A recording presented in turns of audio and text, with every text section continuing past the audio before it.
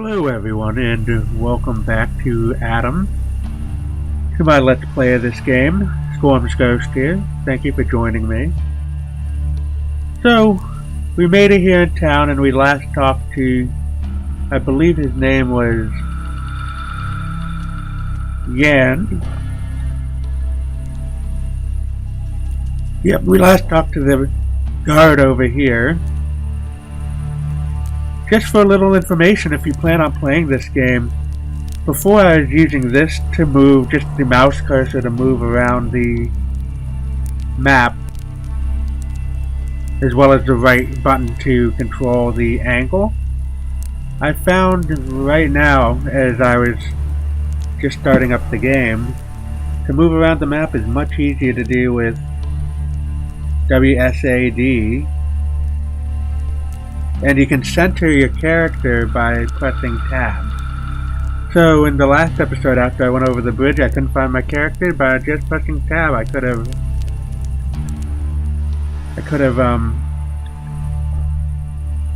gone to him immediately. So I see there's some box over here,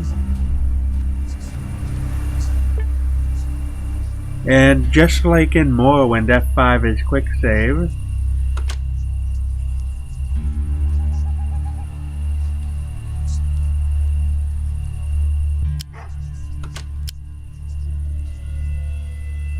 And I'm going to try and unlock it. If you hold down the left mouse button, this menu will come up and I can try and unlock it.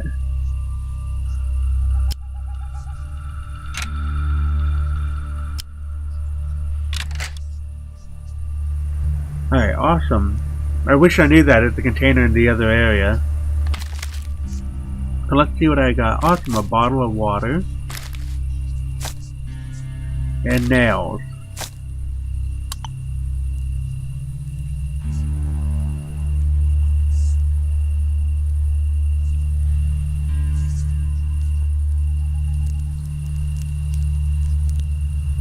I'll just grab some logs too.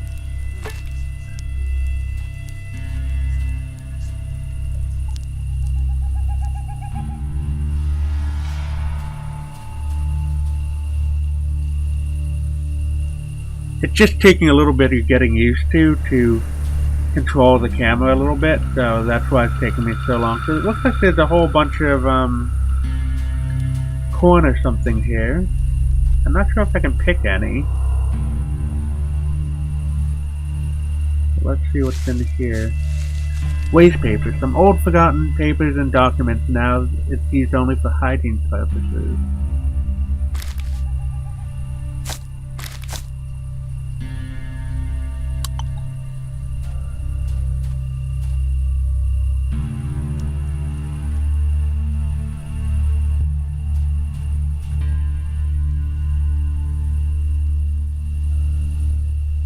There's other vegetable gardens out here too.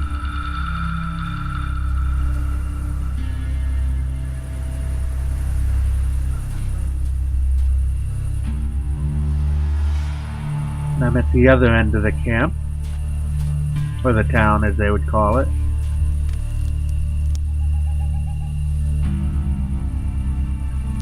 So it looks like I can go into a house. Whoops, I forgot to look over here. And I can grab an empty bottle and another fork, and now with the fork I have a spoon. Let's take a look at the crafting. Oops, I'm not sure. Okay, let's take a look at crafting.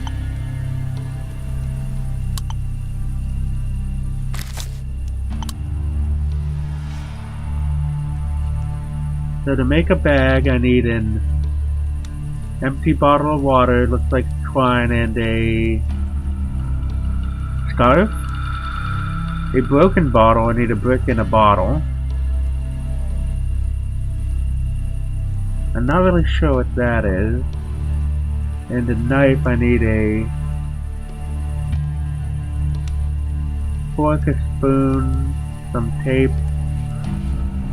Yeah. Okay, awesome. So I'll keep my eye out for some of those items. Oh, it looks like there's someone here sitting. He has a lantern and a TV.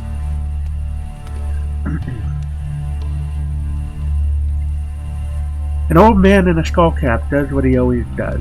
He opens his and closes his toothless mouth, whistling some forgotten melody. Upon seeing you, he squints his eyes at you. Hello there, Sonny. You want to speak about something? I'm just getting to know the locals. What? Oh, the locals. Well, here I am. A local through and through. Hehe.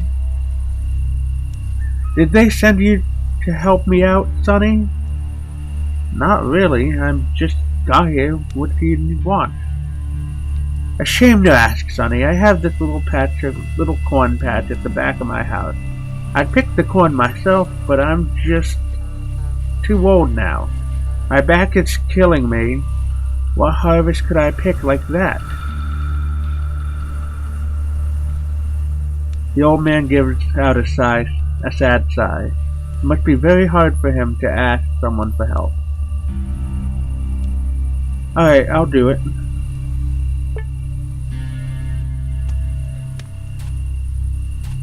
He said he has a corn patch. So that must have been what I was looking at over here that I could touch.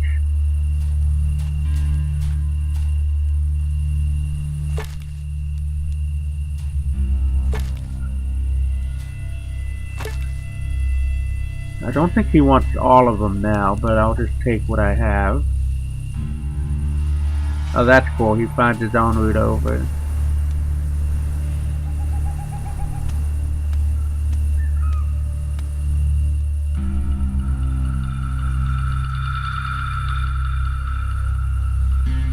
Okay. So, it looks like I have to go back and get all of them to finish doing what he wants.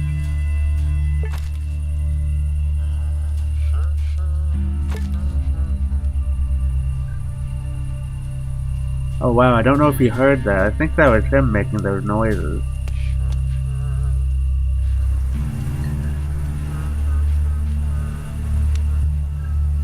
Hey there, Sonny, what news you bring? I picked your corn, old man. Oh, a real worker you are. You really helped out an old man. The old guy feels his pockets, looks his house over, and finally turns to you with despair in his eyes. It's just that I don't have any money to pay you. What a shame. I was a hunter back for sure, you know, and always had the money. But now, what a shame. Shame on you, old man. Acted like an exploiter. Maybe you could look around some more, old man. Every little bit helps. The old man does not listen to you. Finally, a smile comes to his face, and he slaps his forehead.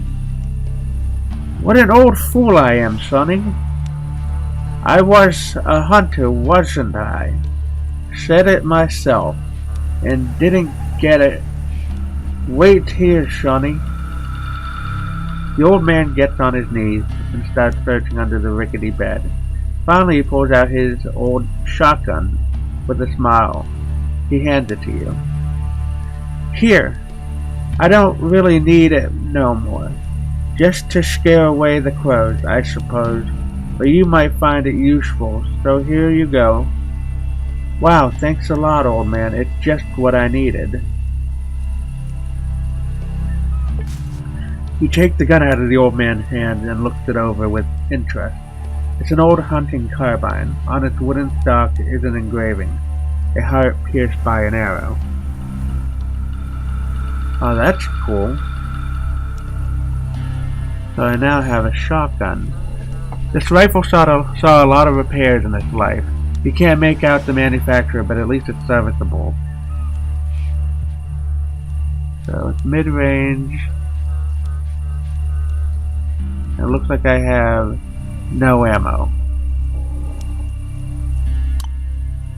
That's amazing that I got a weapons so early in the game after asking about the gun shop. I was afraid I'd have to sell some things to get some weapons or something.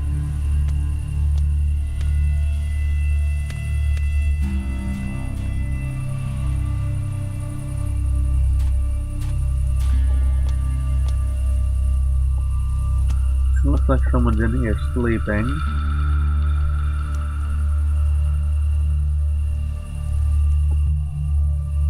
Take a look what's over here. Herbal mix. A mix of some questionable herbs. You can make tea from it. But remember that there are no quality control in the waste, so drinking it could be dangerous. I'm gonna leave it there. Babushka scarf. Serves to protect the head and face from the sun in cold winds. Found great usage among the people of the waste.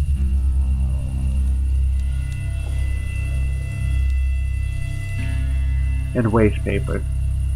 Alright, I will take this. Take this. I'll just take all, I guess.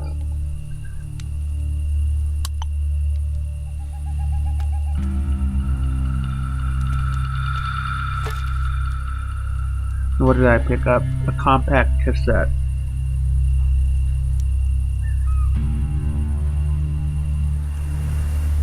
Compact cassettes. The production of compact cassettes in the USSR was started in 1960 to 1970 in Tallinn.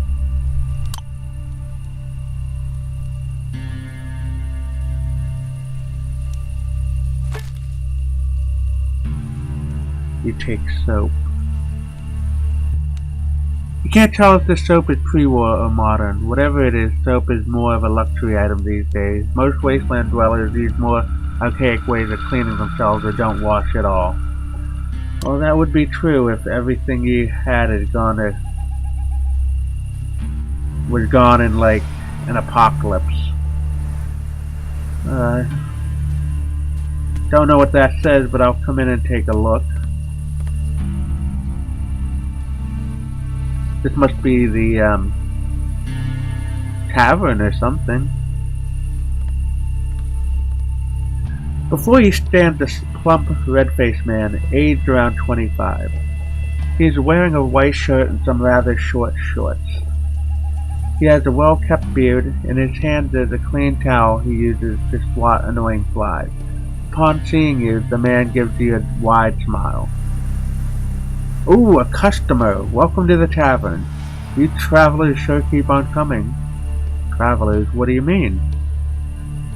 Well, you're here right now, and not long ago a band of armed people came through the village. People with guns usually mean trouble around these parts. But they were pretty civil. Just like real army men. Can you tell me more about them? Not much more to tell. They weren't chatty. Our village head wanted to speak to them about some issue, but they just left. So I don't think he struck any deal with them. They talked to the gate guard more than anyone else. His name is Yan. If you're interested in knowing about those guys, I suggest you speak to him. Yeah, I think we already spoke to Yan about them. Yeah, anyways, maybe you need a drink or some food? Oh, that's cool. It's kind of remind me of like the,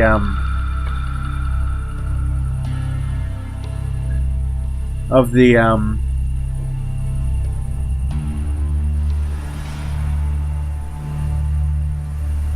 taverns and like Fallout and stuff.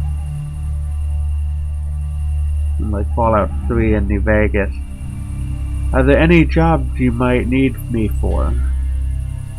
You know, you better talk with my sister about that. I'm a simple-minded guy myself. I can sell you beer, I can sell you some spirits. That I do gladly. Need something done around a house? A light bulb screwed? Or a chair fixed? For example, just give me a call. But more serious stuff is for Katya's ears. She's a proactive one. He looked at a young lady, who seemed to be lost in some calculations. It's just that she's busy right now, tallying the expenses, planning the budget, you know. And when Katya is busy, it's honestly pretty hard to get her attention. Oh, but I just thought of something. You know what she loves? Making all sorts of potions, tinctures, and spirits. That's what. Can't really understand why, but she's quite into all of that chemistry stuff. Ooh, that might be something like a quest she's leading me on. Come up to her and tell her I sent you to try out the latest tincture. That way you'll get a free drink and also get to chat with her about stuff. Sly, huh? Pretty clever, methinks. Thanks. Can I ask some more questions first, though? A pleasure. Ask away. How do you like working around here? Not too bad. Great even. Yes, it's pretty great. A simple job, but well respected by the people, for obvious reasons. If there's a party of some sort, if there's a celebration due, or even a burial, or simply a day off, your job, who's there to pour you a fine glass of your favorite poison? That's me, and that's why I'm liked by the people. The barkeep smiles warmly and pats himself on the belly. And there's money in it too. Yup. Me and sis, we're like, what's it called in the West? Independent entrepreneurs. Well, she's much more entrepreneurial than me, because she does all the paperwork. But still, glad you found your calling. Can I ask another question? A pleasure. Ask away. Tell me about yourself. What's there to tell? Me and Katya, we're local and we don't go out too much. But I don't have anything against that. I like it here. Working as a bartender, that's my job, and Katya's job is keeping the establishment from falling apart with their accounting skills. See? Even now, she's sitting over there with some documents, totally ignoring the world around her. But that's okay. What would we do without her accounting? I don't even want to think about the job I'd have then. I think you'd cope. Care to answer more questions? A pleasure. Ask away. How's life out here? How's life, huh? The people are more or less civil. And life itself, well, we don't suffer from hunger or sudden changes. To some it sounds boring, but I really like it. I actually only ever change. If I were actually only ever to change one thing about this place, when we inherited this dining hall, I started calling it a tavern instead. It's a great word, tavern. Kinda cozy, right? The old name was Labor Dining Hall. Food and work, food for workers. Those are the words of the old world. And me and Katya, we didn't see much of it. Quite the innovator you are. Can I ask something else? A pleasure. Ask away. Have you heard any good gossip? There's a rumor going around that somewhere in the waste there's a vault of some sort, and people still live inside it. Live pretty well, by the way. They said to send expeditions into the waste sometime, to look for people, a tech, to develop some sciencey doodad that would improve everyone's lives. But their whole operation is very secretive, you know, because otherwise people would find them, and maybe even try to attack or rob their base. That's pretty interesting. Tell me more gossip. One drunken traveler, a pretty shady character by the way, once told me in the Krasmazeni city the bandity is so well developed that crime bosses even give out special thief passports to their underlings. It's like their work permits or something. That's pretty interesting. Can you tell me any more gossip? Sometimes I get customers that work as, what do they call it? Stalkers. They share their weirdest rumors, like the one about some oasis place where you can heal any wound instantly. I don't really believe that nonsense, but it's interesting to hear their stories. But if the place really existed, wow. Imagine how many good people we could have saved. Oh, that's awesome. Can you tell me anything else? One drunken traveler, a pretty shady character by the way, once told me, oh, I already read this one.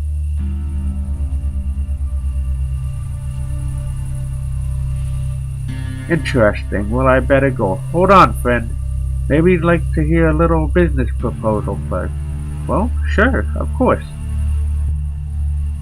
The matter is pretty simple. Small job, really. What I need is for you to bring me this book I ordered. It's all the way in Krasnodeni. Abraham, the local bookseller, has it at his store. I can't go get it myself because of all the work around the bar. But I can see that you travel a lot. So if you ever find yourself in Krasnodeni, maybe you can pick it up for me, and on your return I'll compensate you for the trouble. It's a deal. Oh, before I do that, I'll ask him what the book is about. Well, see, there's this writer named Tolkien who lived in England, which was a country way back before the war. And he kind of wrote all these fairy tales for adults, you know. I should probably call it science fiction or not. I'm not too good with genres. Doesn't matter. This book is about another world. Anywho, I always loved reading books, especially if they're about something extraordinary, something fantastic, where there's robots and rings of Saturn and ancient Greek myths, and all that kind of stuff. And then I was told that Abraham in Krasnodeni can get me this Tolkien book. And with a special translation too, anyway. I drove to the city and ordered it, but now that it's there, I can't find time to go back and pick it up. It's a deal. If I ever go to Krasnodeni, I'll visit this Abraham character. The man takes your map and marks the city with a cross. Wow, thank you so much. Here is the receipt for the book. Just show it to Abraham and he'll give it to you. The bartender hands you a small square of thick paper. On it, written in formidable cursive, are words, the owner of the document, Radchenko V.A., for his legal proxy, may obtain a copy of The Lord of the Rings by J.R.R. Tolkien, translated to Russian by Bobzir Z.A. After handing over this receipt, signed by Merkin A.D. Okay, bye. Oh, that's awesome. So, let's talk to the sister, see if we can talk to her about some stuff. Before you sits a young woman. She's concentrating on writing something down in a yellow notebook which has the word accounting on the cover. She's completely immersed in this activity and does not notice you. Hello, your brother sent me over. He said you might have some tincture for me to try out. The girl stops calculation and stares at you blankly. After a moment, she blinks. Then she smiles and tucks the tiny pencil stub behind her right ear. I see. Well, that's great. I doubt you'd ever drunk anything quite like it. It's a new recipe. Well, not really new. More like forgotten by everyone. Wow, I'm really inclined to try it out.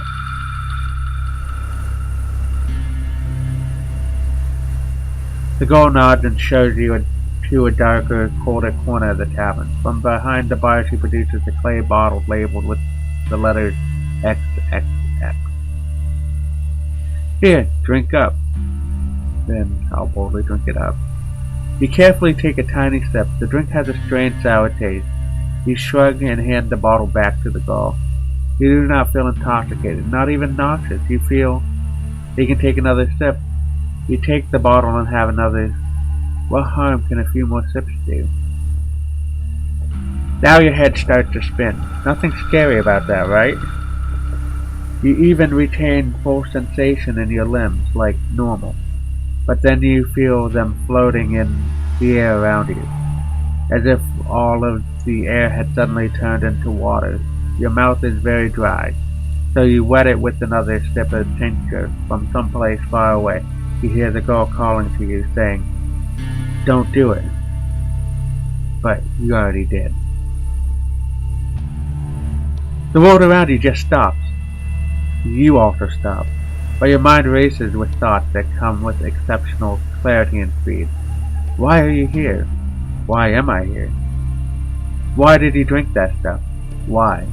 The sound of your own thoughts seems like the roll of distant thunder, but it's getting nearer every second, and you suddenly understand that what you thought was thunder are actually footsteps.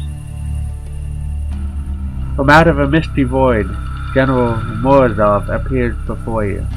"You're looking for me," he asks, and his voice is like 100 voices in one.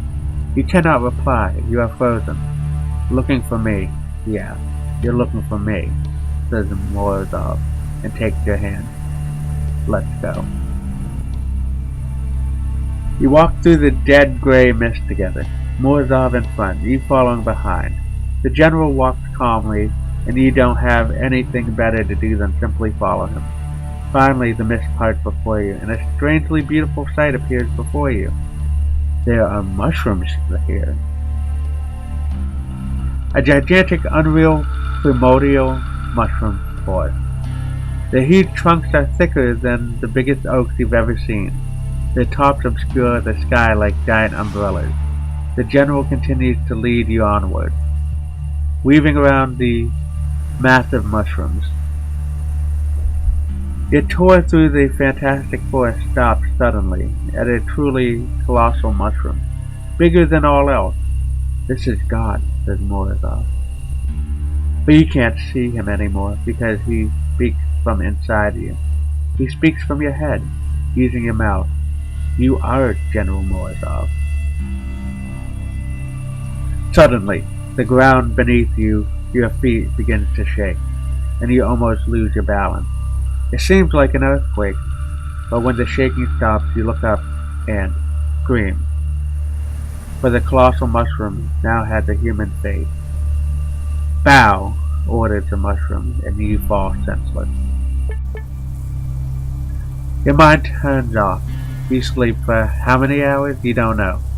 After finally waking up, you do not feel any of the usual symptoms of drinking from the day before. Oh, he's alive, let's say. He's alive. You see the girl holding you up so you don't fall on the floor. Your stability returns as the strange sensations of tincture leave you completely. The bartender, swearing quietly, wipes the sweat from his brow. "How are you feeling?" "Surprisingly well, actually. Quite the hardly constitution you turned out to have. I'm so sorry. I made the tincture too strong. How stupid of me. I nearly killed a man. I feel terrible about all this." "Yeah." The girl lets out an exhale and gives you a smile. "We took good care of your stuff while you, left. You check your belongings to discover you have not been robbed. Miracles really do happen in life. I still don't understand why it turned out so strong. I used my grandfather's recipe that my grandma recorded," she says, speaking mostly to herself. "Okay, anyways, we need to talk. Gotta be sure your brain completely recovered." "That's a good idea. Can I ask you some questions?" "I'm listening." "What are you doing?" The girl gives her notebook a tired look. It's an old notebook, stained by grease, torn at the sides, covered with dirty fingerprints. Like most things after the war, it's been through a lot. "Well, trying to make ends meet with the means, you know. My brother Vassay and I, we own this tavern. He tends the bar and I do all the math and pay the taxes to the village head. Business is not great, though."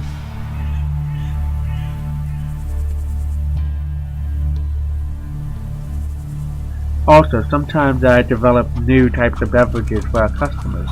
Some I make using old recipes, some I create myself.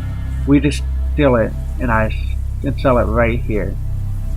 I love that particular job, but I can't be a brewer without doing the accounting and the taxes, so here I am. Yeah, no getting around that stuff. Can I ask some more questions? I'm listening. I'm looking for work. Can you point me towards some?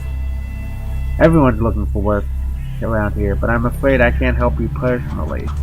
What I can do is recommend you to Comrade Corles, our village head. He's always had some work to be done, but he is a respected man around here. He won't do business with someone he's never seen before. Recommending a stranger to him is sort of unprofessional. Maybe if you'd help me with some chores first, I'd know I can trust you. What do you need help with? Oh, well, I'm ashamed to ask, but I need some toadstools. Don't have enough free time to do it on my own. Maybe you could help me out? Picking just 5 toadstools will do. They grow on the other side of the fence, not far from here. Are you up to it? Okay. I'll get you mushroom. I'll do it. I mean, I could use Beechcraft and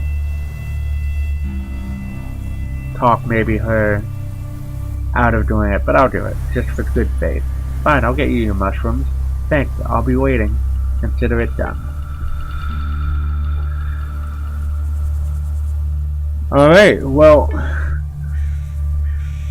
you see a muscular man near the bar. He eats mincemeat out of a can and washes it down with vodka.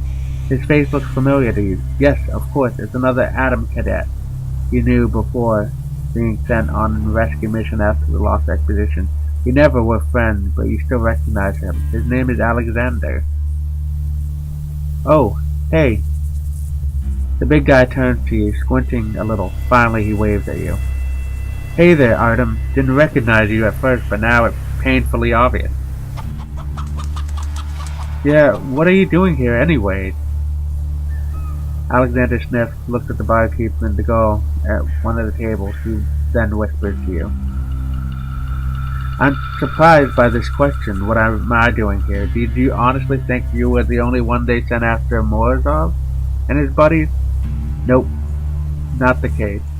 We were both sent, just at different times, so I stumbled upon this village. So is this the life in the waste? Treating you okay? What are you, my mother? Don't answer. I can see you, not her. Life is okay. Well, it's not like they say in my native Georgia.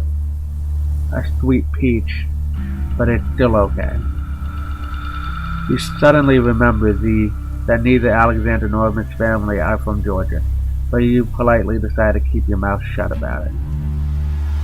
I'm just so concerned about that lost expedition. It's so important to me to find it. Yeah, so important, both for my body and for my soul. I'm actually investigating a lead right now, in this bar. I'd share some clues with you, but I won't. Get your own clues, chav. Fine. Let me ask something else. Always a pleasure, chav. What do you think about this place? It's okay.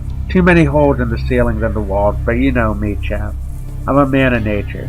I am one with the forest. I don't need nothing.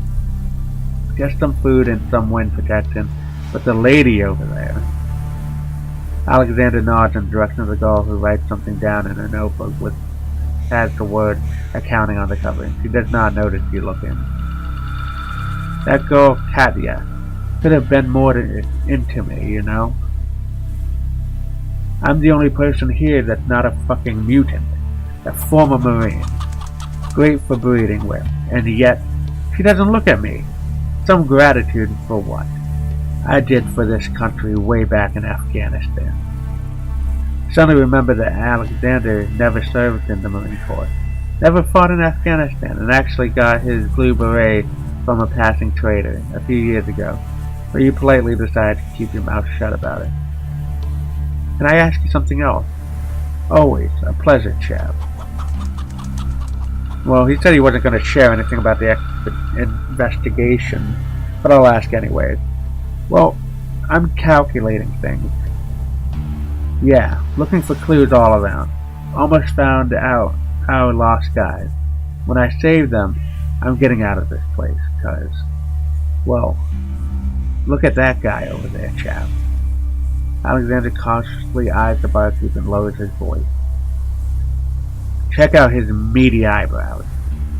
A real-life mutant is what he is. A monster shaped in a human form. And most of the villagers are like that. Ugly fellas. Inbred and dumb. Thank God me and you, we have integrity. We will never tell anyone, like the location of our secret organization. Alexander waits until the barkeep turns his back on him and shakes a fist at him while making an angry face. Heard anything interesting, Alexander? I started tending to my muscles as of late. Doing some bodybuilding, you know. I doubt a shrimp like you would find that interesting, though. Yeah, why would you need to stay handsome? You're too much of a marital man-y chap. You think strength is only needed to intimidate people and force locks. But, to me, you know, to me, strength is beauty. The hidden beauty that makes girls around you blush and drop their pants down. Yeah, boy. Yeah, boy. Alexander shows off his muscles to you. They are quite large. His hands look like industrial chimneys. So you didn't learn anything of importance. Well, how should I put this, chap? Once I went in the woods, maybe I drank some liquor before doing so. Maybe I didn't drink anything, but anyway, suddenly, I heard a baby cry. Wah, wah, you know, the real deal. So, you know what I did? Nothing. Just went on my own way. Because it obviously wasn't a real baby. Just some vile mutant pretending to be one. And even if it wasn't a mutant, what am I supposed to do with an infant? Eat it? Not my cup of tea, my man. Maybe in the next life, I guess. I will tell you one thing. If you hear a baby crying in the middle of the wilderness, just keep on walking. Alright, that sounds interesting. I better go.